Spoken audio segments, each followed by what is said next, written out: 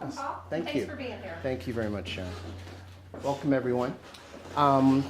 We have a lot of ground to cover. One of the challenges is when you set up a presentation like this and you're time constrained, you're trying to fit things in that may normally be in a longer time frame. So we're going to jump right in here and welcome everybody here as well as online as well. So what we're going to look at from the outset is just our objectives for our course this evening. We're going to recognize the current cultural diverse demographic in Illinois and its impact on clinical and organizational settings, understand how societal influences may create a personal bias impacting cultural interactions, perceive, accommodate, and adapt to the cultural norms of your patients, identify and utilize patient-centered music as a cross-cultural bridge-building opportunity in the clinical setting for a growing Muslim demographic in our clinical settings. And finally, to appreciate the common humanity we share regardless of cultural background.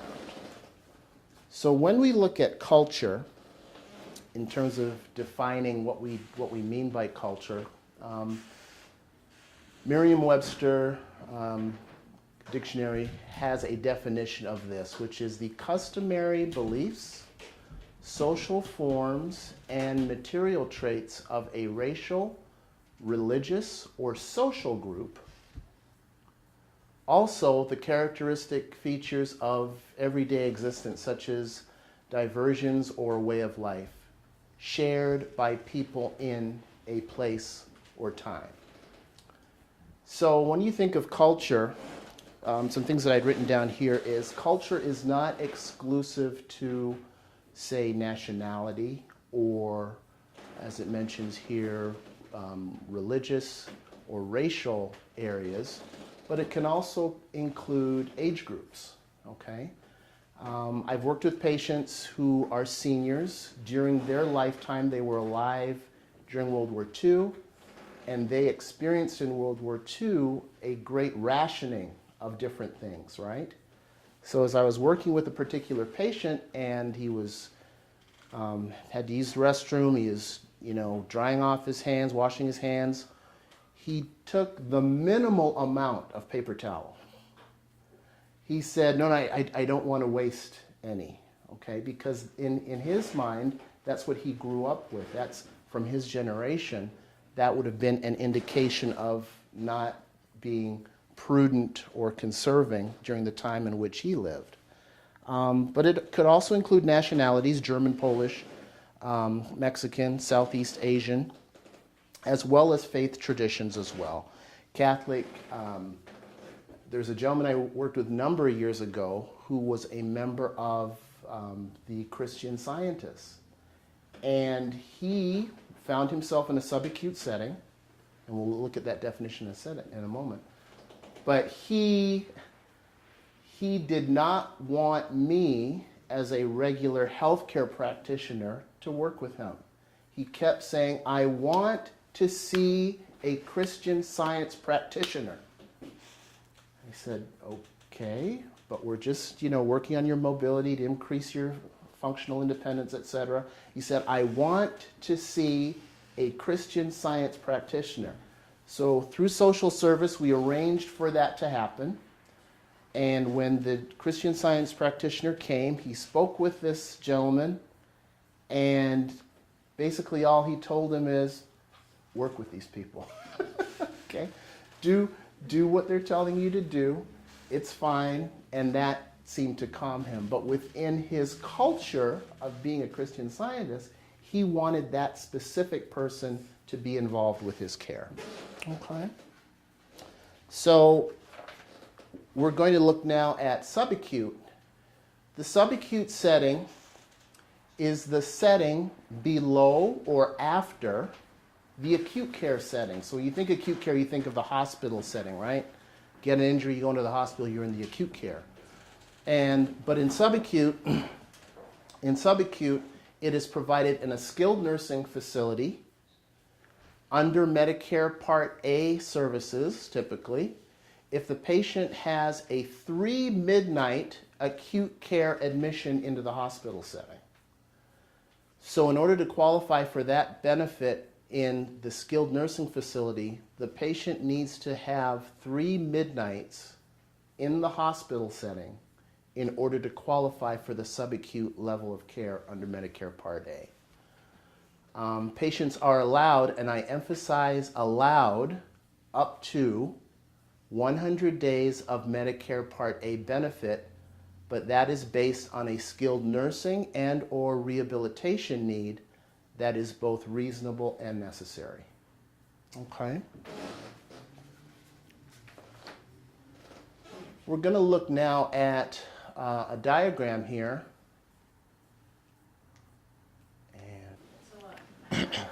So this is a diagram by Ray. I gave you the reference there at the bottom, Transcultural Caring Dynamics in Nursing and Healthcare.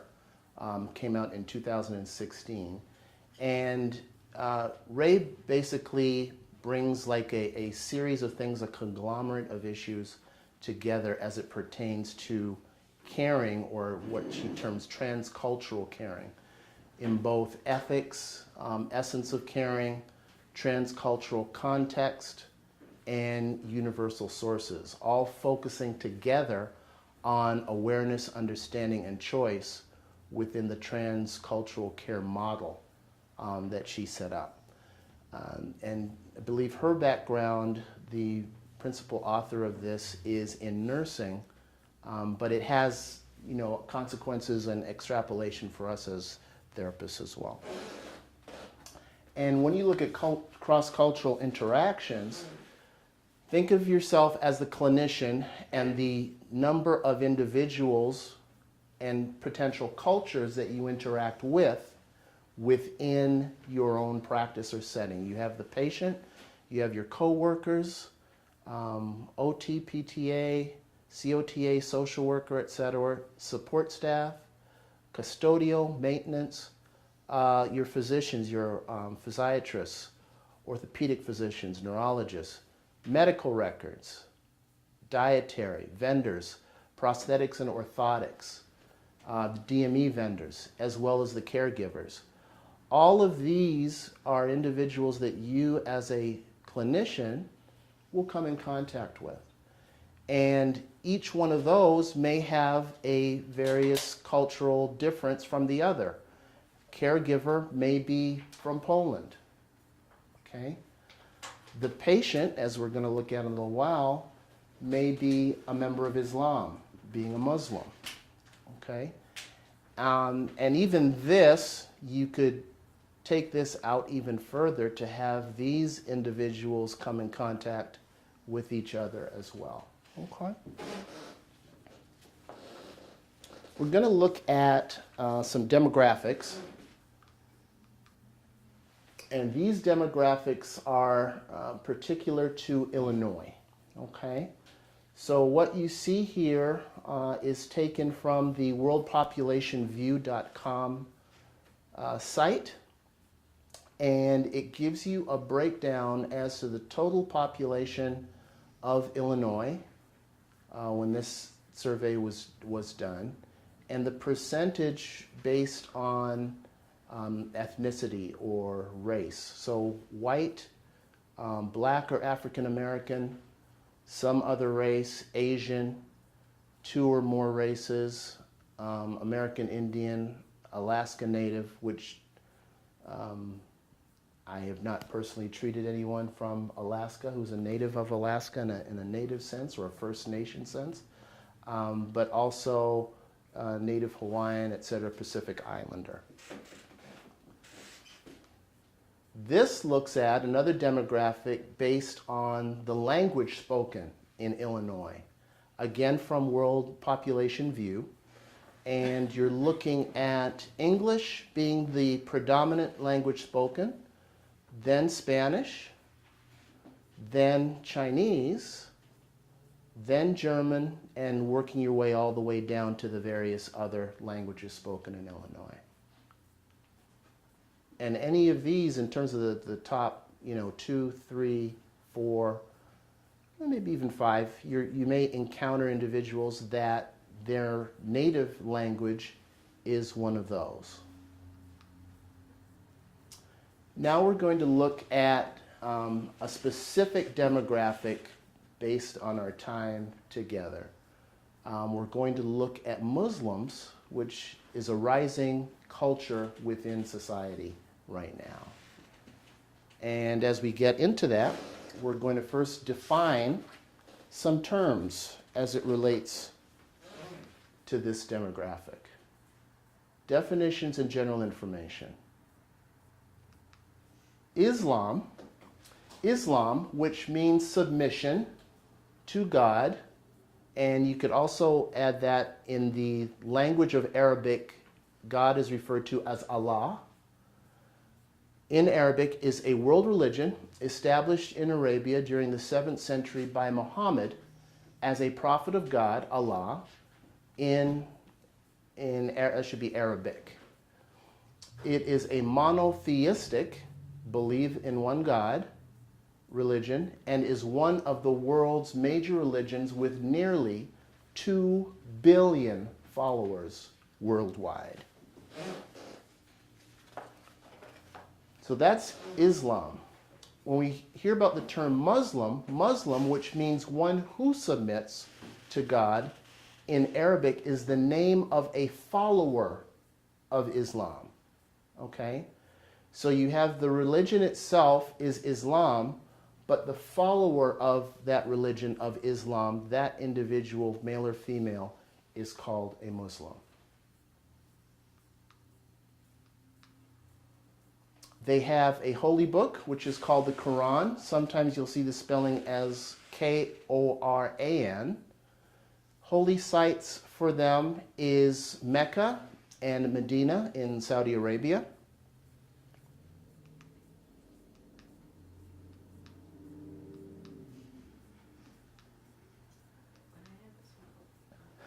That's fine.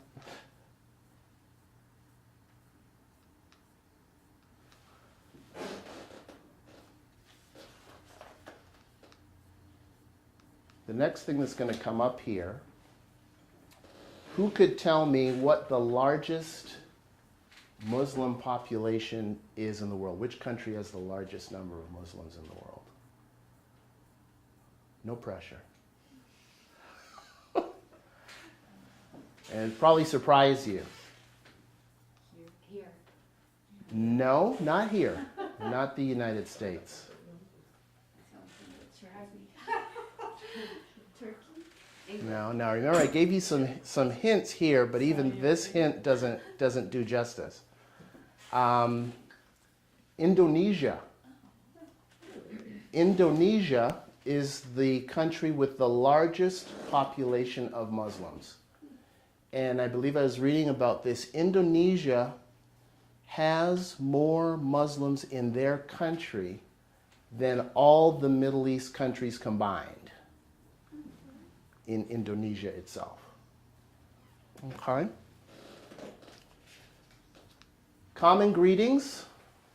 Assalamu alaikum, or salam alaikum, peace be unto you, is the translation for that. And as I just said that now, the response to that greeting, you say assalamu alaikum to someone, then their response back to you would be walaikum salam, and unto you peace. Okay? And I'll pause here because one of the gentlemen that responded back to me regarding this presentation wanted me to say assalamu alaikum to all the participants of the presentation today, both here and virtually as well. And I'll get into who that individual is later. Okay? So that's the greeting. And I did have a patient whose spouse I knew was Muslim, and I greeted him that way. And immediately he responded back to me. So that in their culture, that term, peace be unto you and unto you peace, is the is the greeting and then the response to that greeting. Number of Muslims in the U.S. continues to grow. This is a demographic from the pewforum.org, and it gives you a trend from 2007 through 2017 across the U.S. of the growing Muslim population. So you could see all ages. You're looking at the top there, 2.75 million from 2011 to 2017 or to 2017 you have 3.45 million. So it is a growing demographic within this country that has significant impacts on us as clinicians as we interact with individuals who are Muslim. Illinois demographics, population. Arab Americans are not officially recognized as a federal minority group, and because of this, reporting numbers are almost never exact. Reports of the population of Arab Americans in Chicago range from 50,000 to 160,000 based on these two groups here reporting. However, estimates have gone as high as 220,000 according to the Arab American Institute and 170,000 in the city of Chicago itself. So I'd say that's a significant demographic to consider as we treat our patients in the clinic in the various settings in which we practice. Now,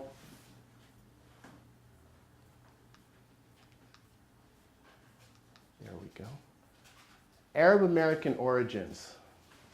The Arab world includes 22 countries stretching from North Africa in the west to the Arabian Gulf in the east. Arabs are ethnically, religiously, and politically diverse, but descend from a common linguistic and cultural heritage. Okay?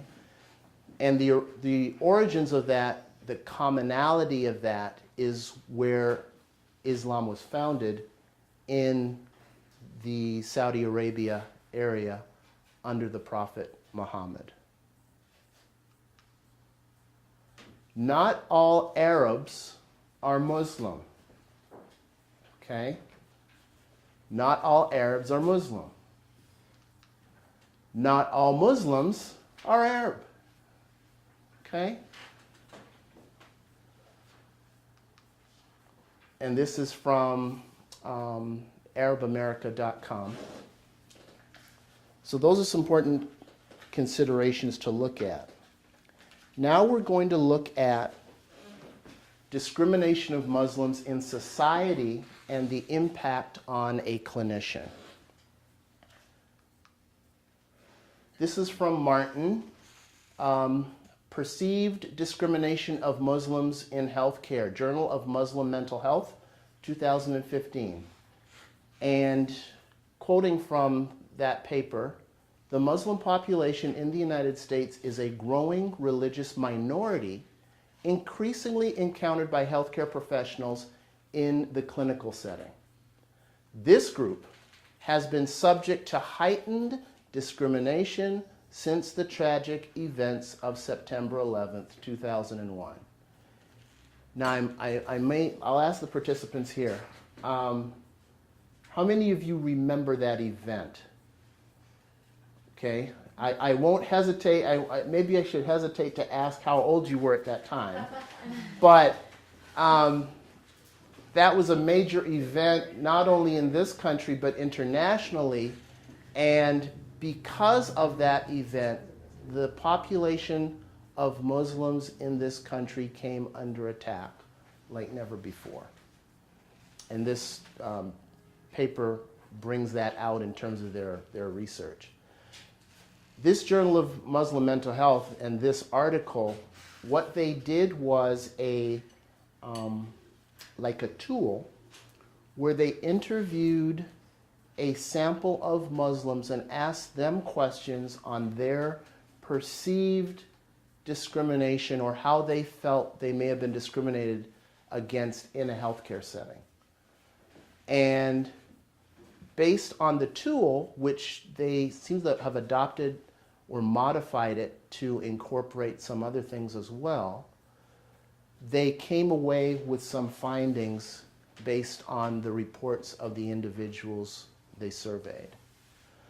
The results of this inquiry suggest that anti-Muslim discrimination crosses over from society to the healthcare setting in the United States. Okay? So what's going on in society and the perception in society has been noted to be crossing over into the healthcare setting as well. Nearly 1/3 of subjects perceived that they were discriminated against in this setting, that being the healthcare setting.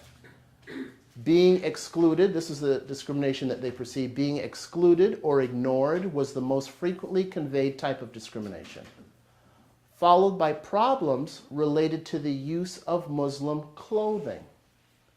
Okay, many of you have seen women who wear the headscarf, the hijab, and depending on the setting where they are, that individual can experience discrimination, not only in society, but in our healthcare settings as well. Offensive or insensitive verbal remarks. I remember seeing a news report, this was maybe a year and a half ago, where two ladies who were Muslim were getting out of their vehicle and two men were kicking their door as they were trying to get out of their car. And they were laughing and all of this, but this is a perception that people are seeing verbal remarks and then problems related to Islamic holidays, prayer rituals, and physical assault, respectively. Okay? So if you're interested in looking up this article, you can just find it there. It's very interesting as they conducted their research.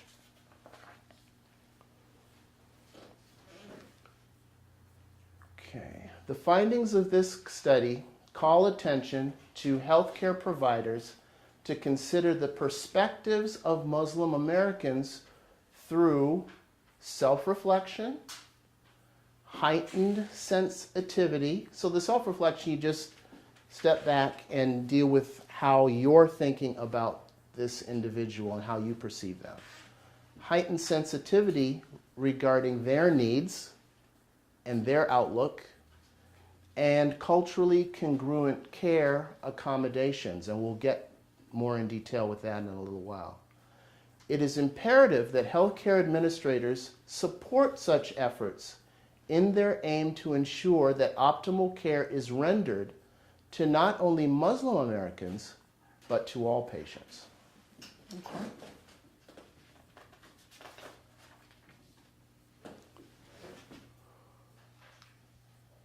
Who are these people?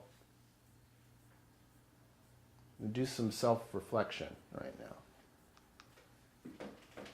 You see someone who looks like that or dressed like that, what do you think of? Okay. What about this person? Wearing the headscarf, the hijab. What do you think of with that person? Another lady there with the hijab, or this gentleman with covering. So who are these people?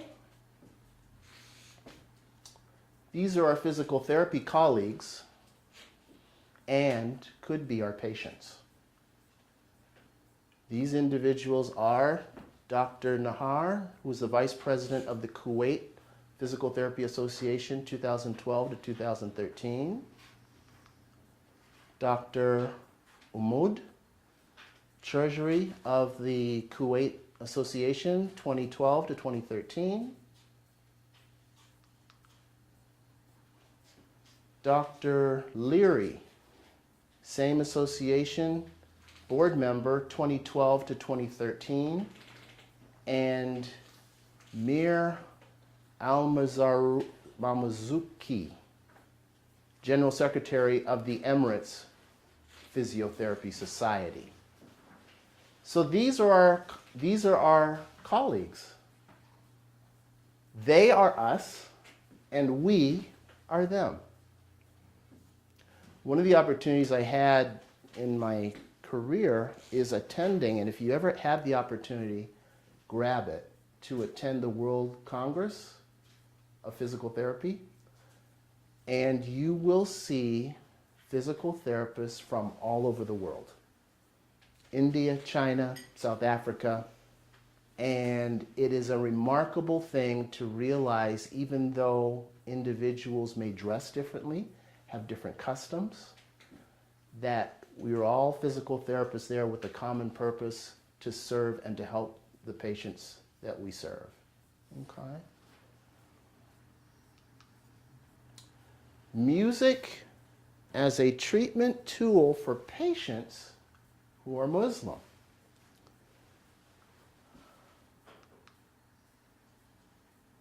Now, there are some assumptions that I made with this presentation. Assumptions that I made for the music selected for this presentation are as follows. The population of Muslims focused on are from the Middle East region and speak Arabic. Now remember, one of the things that they said earlier was not all Arabs are Muslim, okay, and not all Muslims are Arab. But I had to make an assumption because this is something that I was a little more familiar with from that region than from other regions that would have a Muslim population. The patients who are Muslim for this region are interested in, willing to listen to, and or welcome popular music from this region of the world. Okay. Now with that, there is something that I have done, and I haven't done it in a little while. I have made 2 CDs for or in this setting that I've worked in, which has been subacute most of my professional career, that had music, international music from around the world on it. So music from Israel, music from Egypt, Italy, all of that combined onto a single CD. And with that, I had some of my coworkers who spoke a different language introduce like the next song that was coming. So it's just to help as an awareness of your coworkers to appreciate a broader culture of what is out there as it relates to music. Okay. Use of music as a tool during physical therapy interventions. This is from Pain Management Nursing, 2013. And the investigator here, the group here, the title is Music Provided Through a Portable Media Player, iPod, Blunts Pain During Physical Therapy.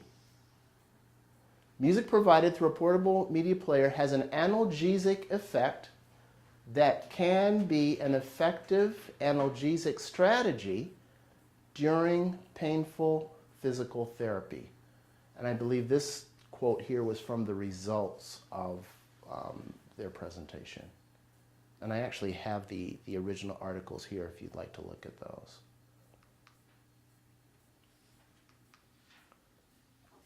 The next one is from the Journal of Educational Development.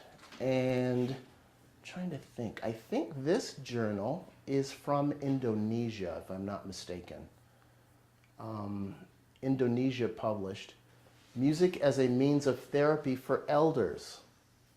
Hypothesis test results on mood disturbances and hypertension variables revealed that music could reduce elders' negative mood and blood pressure problems.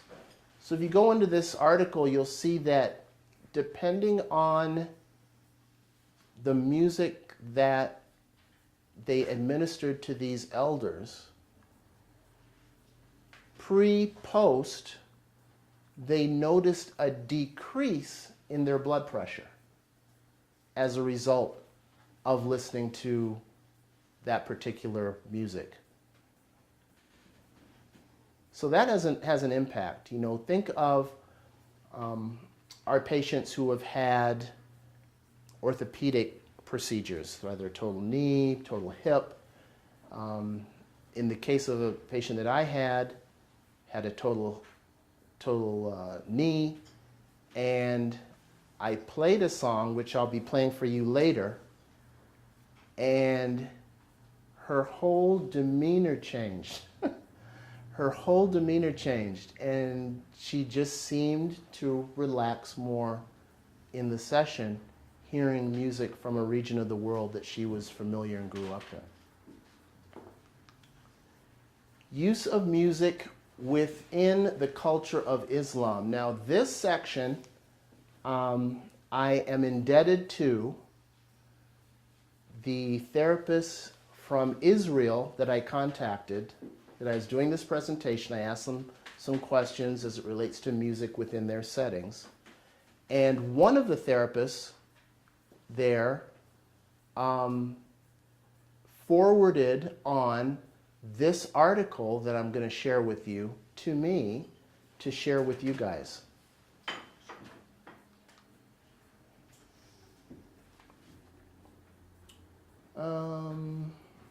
What is medical music therapy in Islamic civilization? This is the article, International Journal of Business and Social Science.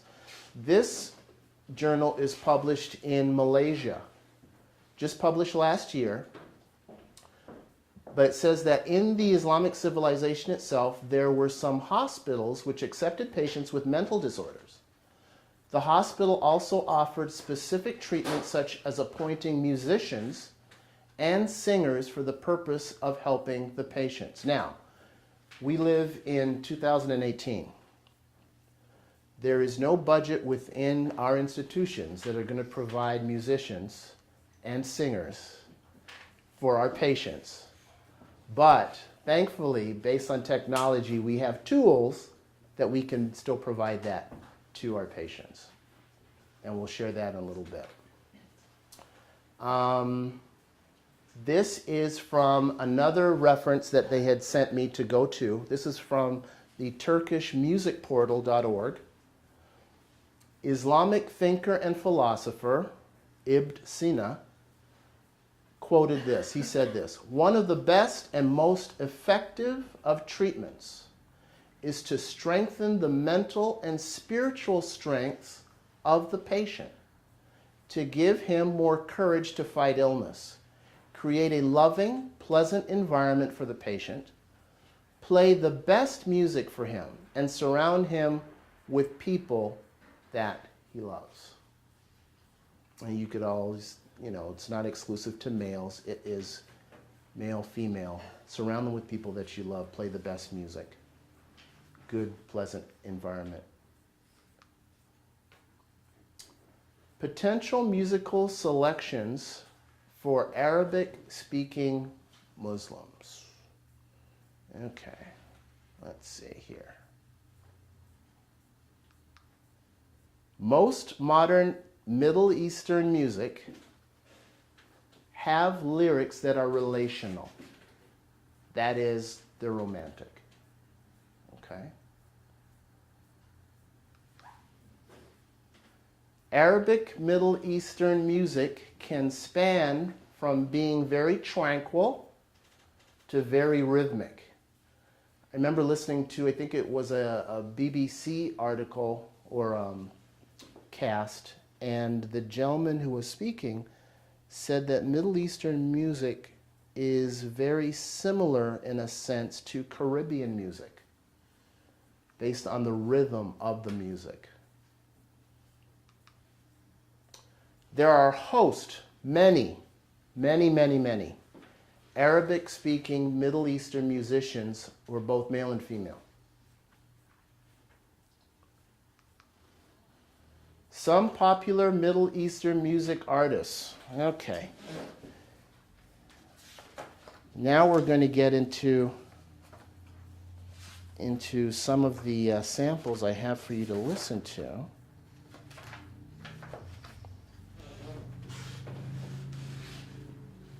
Amr Diab.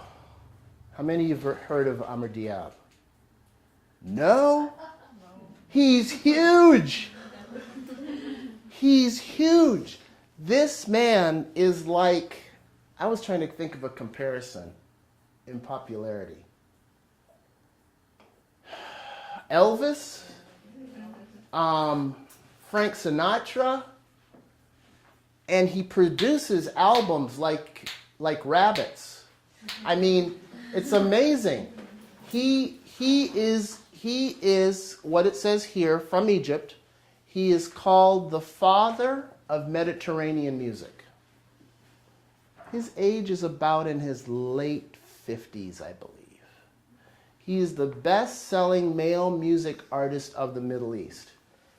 If you were to travel into the Middle East, my pastor a few years ago, before the Arab Spring happened, took a tour into Egypt. And as he was in Cairo, he heard his music. Okay? If you go to Turkey, Iraq, Iran, Israel, you're going to hear his music. Has a website called Diab FM. He's done a very good job of marketing his talent. But what I'll do for you now, I think it might be easier this way, is I'll play a sample of his music here. Now this first one, this tranquil song, Beitaraf, or you'll hear it say Beitarif. The English translation is I confess. Okay?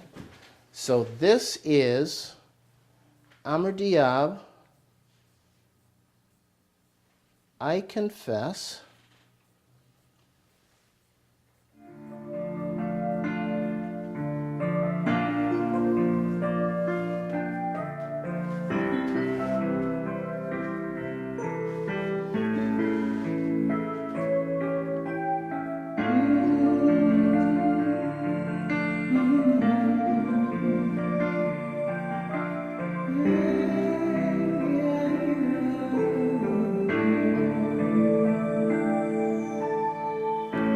Going to say I confess in Arabic.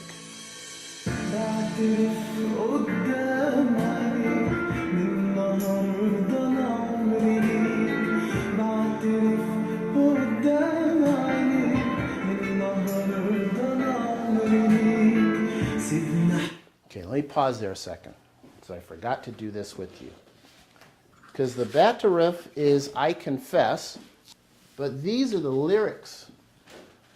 I confess in front of your eyes, from today my life is yours. I confess in front of your eyes, from today my life is yours. This is what we just heard now. And now he's going to say, let me love you, my love, and leave my soul between your hands. This is what I've dreamt of, her laugh and the look of her eyes. So does it sound romantic? Very romantic. This is what I've dreamt of, her laugh and the look of her eyes, my love. When you're beside me, this is what I can do. This is what I've dreamt of. My only love, give me your hands and let's go far away. Oh, my only love, give me your hands and let's go far away. Every time I fall for your eyes. So this...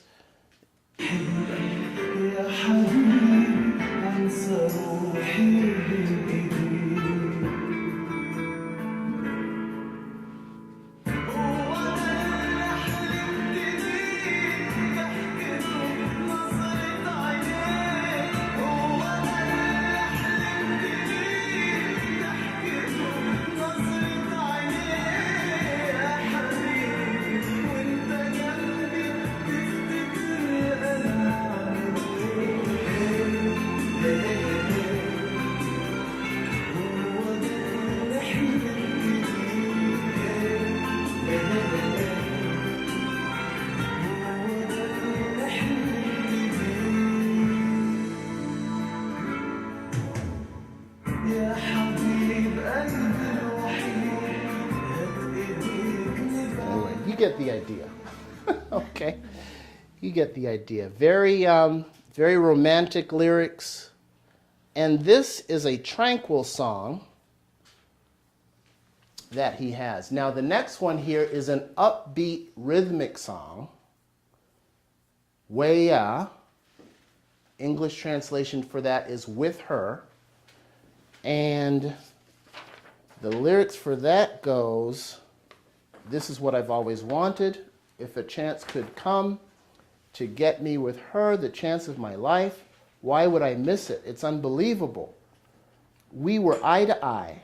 There's more, that's more than what I've dreamed of.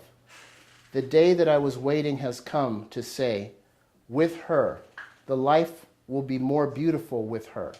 This is what I'm wishing and what my eye can see. A feeling that she is the most beautiful and precious of people made my heart say to me, it's over. Calm down, we've found her. Yeah, I will come over again and again. And it just goes on and on like this. So this is the upbeat. And he has so much music, it's incredible. But this is a more typical upbeat of his music here. Hold on to your seats.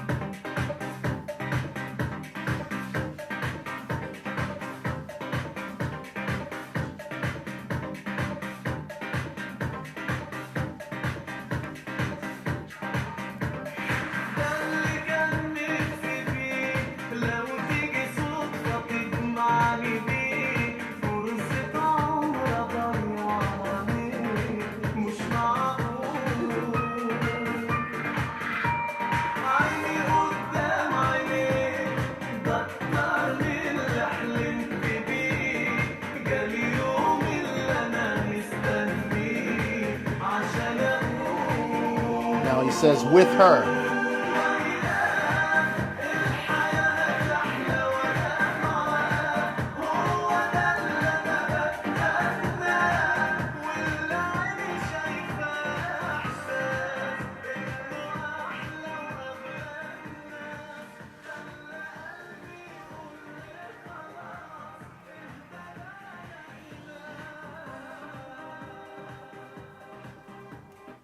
So you can see very rhythmic, very upbeat, as opposed to the tranquil, sleepy.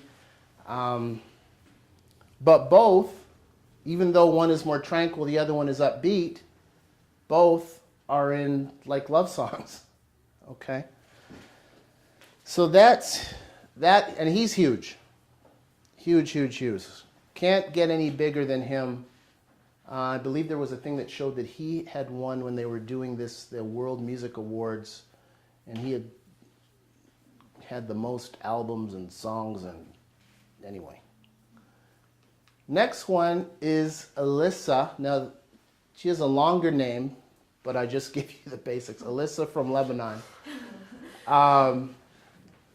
She's an advocate for women's rights, and there's two songs that I'll play. One is more tranquil. This one that's called Oh My Mirror, if you were to go online and look at that, she has a music video where in the video she uses this music of this song, Oh My Mirror, to talk about domestic violence within the society. So the lyrics for this go, Ya Mirai, my mirror, or oh my mirror, how much have I changed in a matter of years? My mirror, how many times have I lost over the years? My mirror, you who knew my story, you know what I've seen. How many times have I stood in your face and you told and told you that this would be my demise. Oh, my mirror, you who knew my story, I've become tired of everything, exhausted. I don't know what's wrong with me. I live every day as a year. Is it possible that this is how I end?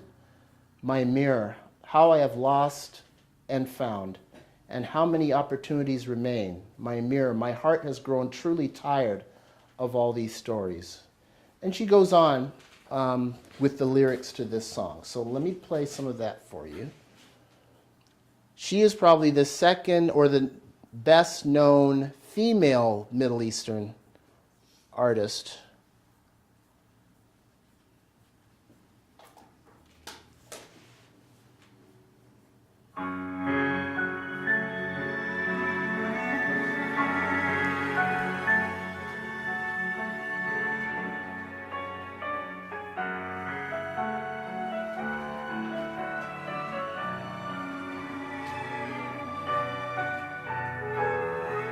You can tell the sound of the music sounds very mournful.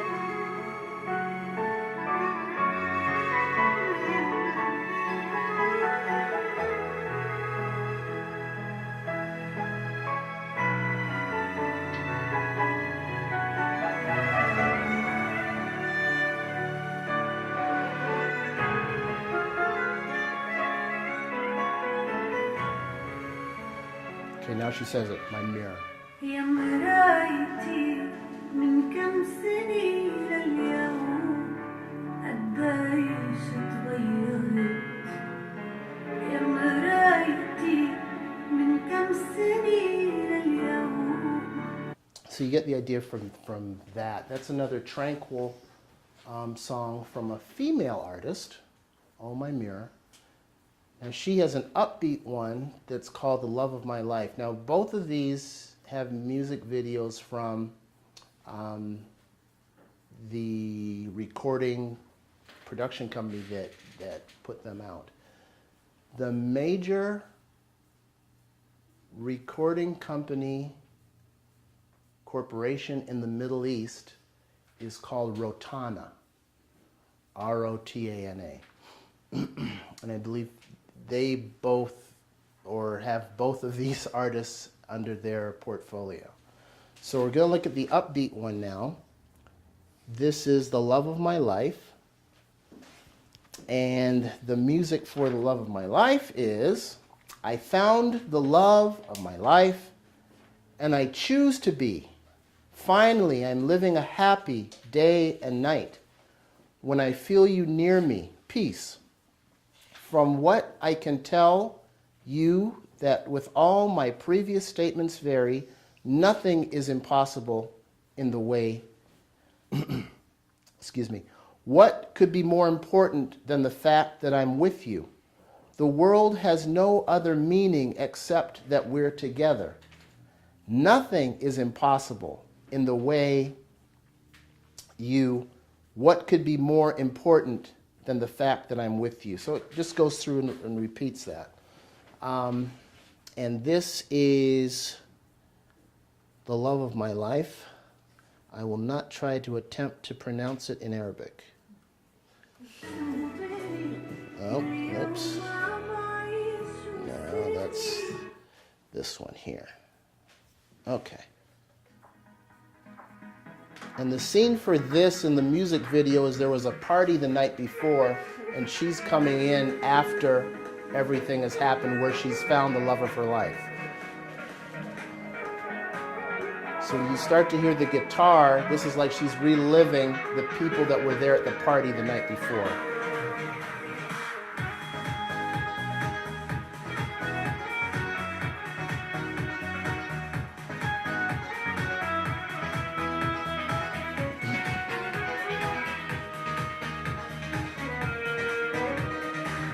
حبي كل حياتي لقيته وقلبي خلاص اختار وأخيرا فرحة عمري بعيش أنا لله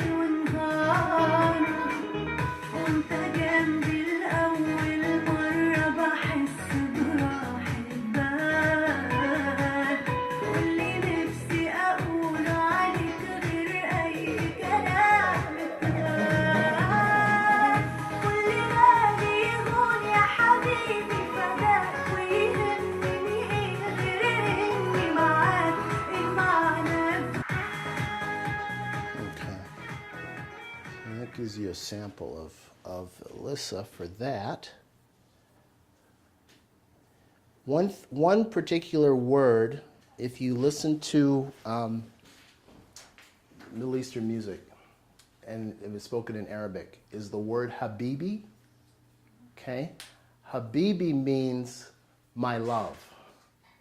So whenever you hear that word, they're talking, generally in a relational sense, some romantic experience of either male or female. But that word is, it's littered through their music in terms of the lyrics that they use. Okay. Now, there's some other things here. I didn't bring any more artists for you to listen to, but I'll give you some names. Zaid Durrani, Jordanian American, Zaid.com. He plays music that is instrumental with piano and orchestra. If I were to compare him, he sounds very much like Yanni. If you were to listen to his music, he plays a piano. He has large orchestra that plays. Marwan Anwar, he is Egyptian.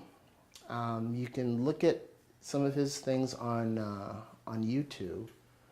Extremely talented musician, instrumentalist. He plays multiple instruments. So if you go online and look, he'll play a lute. He'll play like a Middle Eastern flute. He'll play a piano.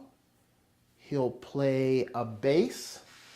And what he does is he may do instrumental versions of the previous artists we just listened to, and he'll mix the music, so he's playing all the components of the music himself, and he has different videos of him playing as the music goes in or it comes out. Very talented gentleman. Cheb Khalid. Now this is a French-Algerian singer. This is not, and I will emphasize not, DJ Khalid that we hear of in the United States now. Okay? Cheb Khalid is French-Algerian, and he does not do rap or hip-hop. Okay? He's called the King of Ray music. It's a music genre. He is sung with some non-Arabic artists such as Pitbull. So one of his most recent albums, he and Pitbull sing a song where Pitbull is featured on there as an artist.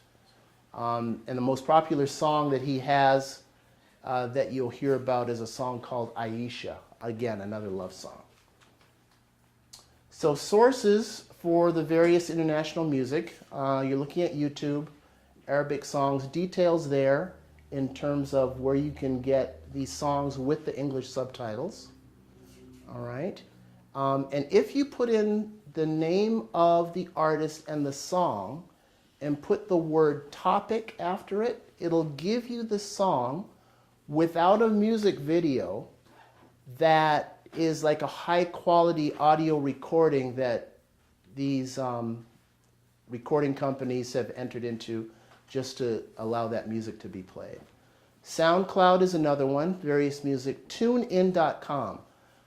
I am considered at my current job, my current state subacute setting as the DJ of the therapy job. But music that, or what we will play is from TuneIn.com. How many of you have TuneIn as, in terms of an app on your phones? TuneIn has the app where you can listen to radio stations live from around the world in real time on your phone. So if you want to listen to music from South Africa, you can listen to music from South Africa. If you want to listen to music from Saudi Arabia, you can listen to music from Saudi Arabia. Japan, Australia, Germany, Martinique, Zurich, Switzerland. Excuse me.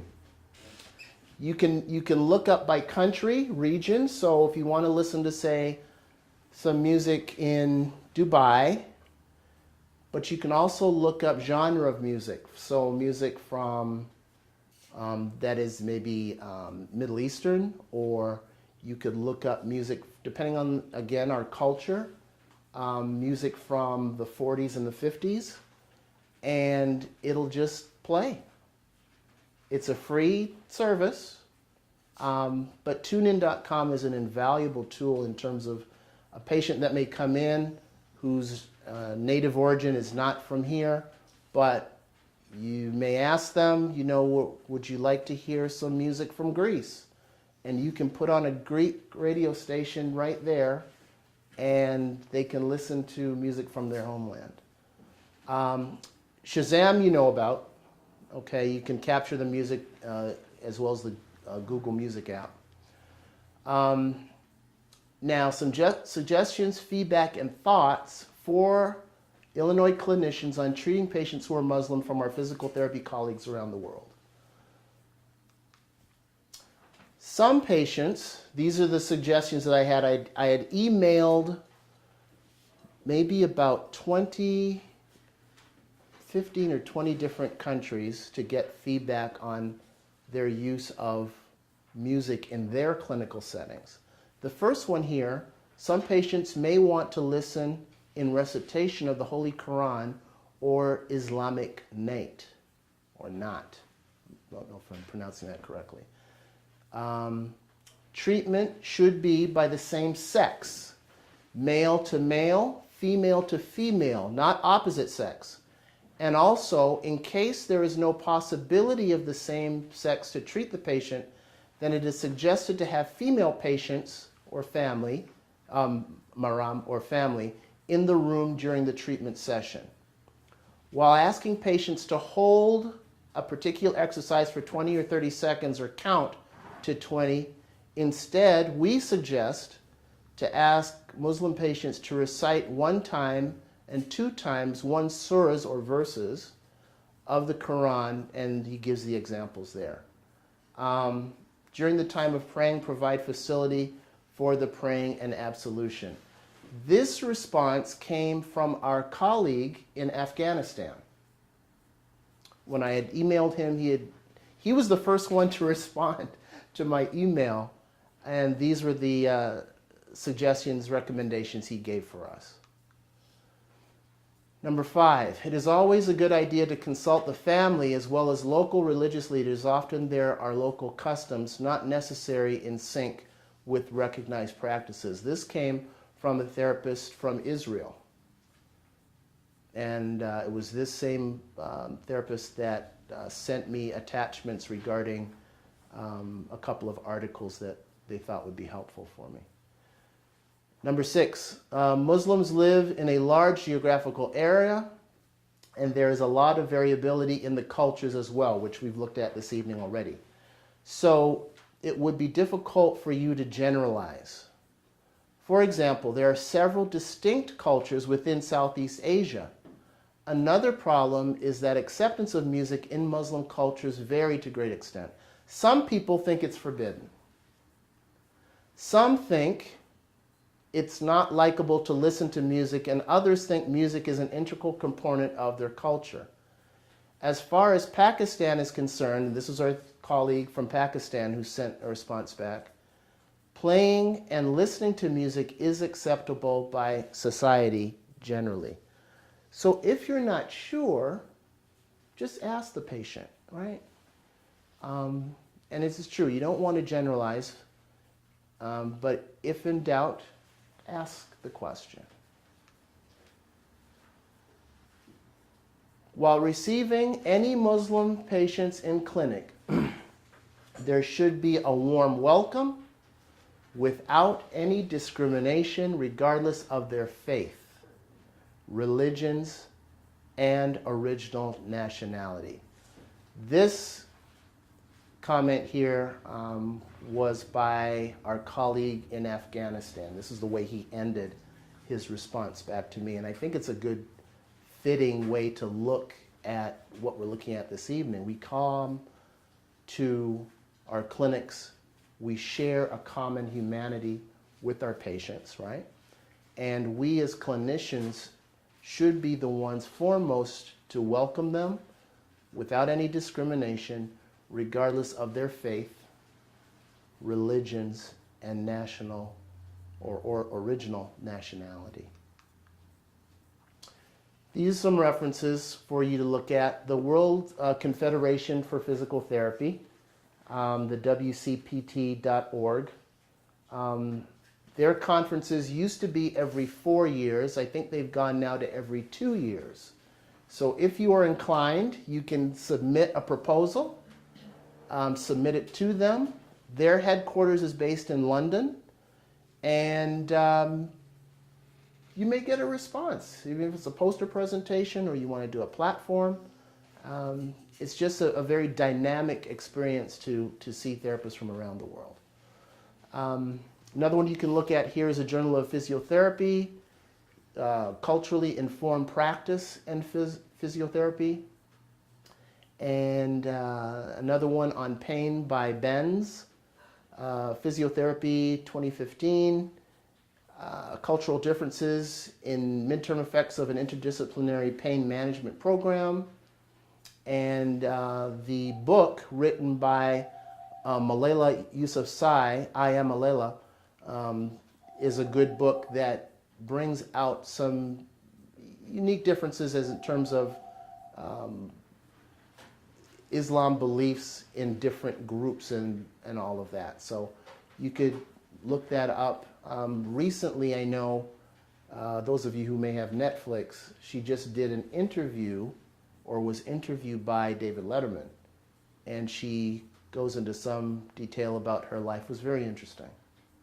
Okay. My thanks, acknowledgments for our colleagues in Afghanistan, Turkey, Israel, and Pakistan who responded to my questions and gave exceptional feedback, and to the IPTA for this opportunity to present this course. Okay. Any questions? Yes, we do have a question. You do have a question, okay. And if you could just repeat it so everyone virtually can hear. Yes. Can PTs ask a patient to remove their scarf when they're about to examine them? You could ask them. I'll give you an example or my experience. Not that I'm a reference point, but I did have an experience. There was a patient I was treating who was Muslim, female. Spouse was there, okay, and long story short, he liked me. He adopted me into their family, etc. But I saw her without her hijab on. So she didn't have the scarf on when I saw her. For them, it was not a problem. But depending on their particular culture, if you were to ask them the purpose of what you're doing or why you're asking them, then it gives them opportunity to respond. Or if it's a female therapist alone. Or it's a female therapist alone. Correct. So, and in one case with the patient, I was taking her down, and she put the hijab on herself in front of me. I'd never seen a hijab put on, and she did it like that. Just, and it was on. Now for her to leave her room to go out into the general population of the rehab department, she wanted to have that covering. For me, because they had sort of adopted me as a family member and trusted me, it was not an issue. But always ask if not sure. Any other questions? Anything else? Okay, very good. Thank you. Thank you.